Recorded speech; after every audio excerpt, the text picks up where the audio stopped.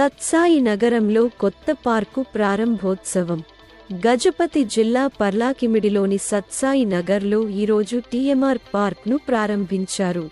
Paralakhemundi sub registrar document writer Shri Tara Manmatharao ధర్మిని కలిసి వాటి స్థానంలో పార్కును నిర్మించి ప్రజలకు అందుబాటులోకి తెచ్చారు.